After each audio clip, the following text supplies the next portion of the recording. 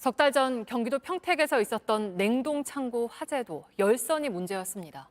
중간 수사 결과 설계 도면조차 없이 바닥에 깔았던 구리 열선에서 불이 시작된 걸로 나왔습니다. 이혜선 기자입니다.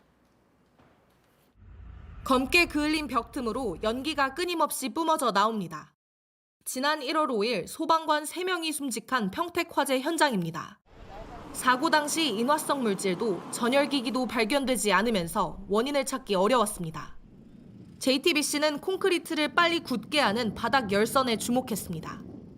애초 경찰은 최대 온도가 60도에서 70도 정도라 화재 원인으로 고려하지 않았습니다.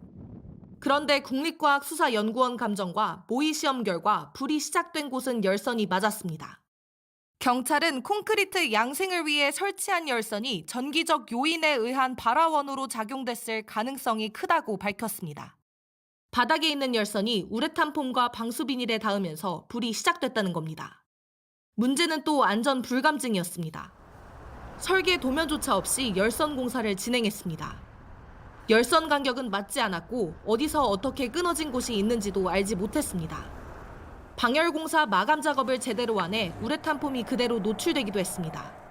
우레탄 폼을 함부로 방치한 상태에서 열선 시공도 일정한 간격을 두지 않고 무분별하게 시설할 경우에 화재로 이어질 가능성이 높습니다. 경찰은 건설 관계자 44명을 입건했습니다.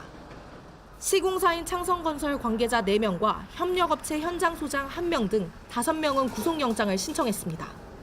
사고 현장은 2020년 12월에도 콘크리트 골격이 무너지면서 노동자 3명이 숨졌습니다.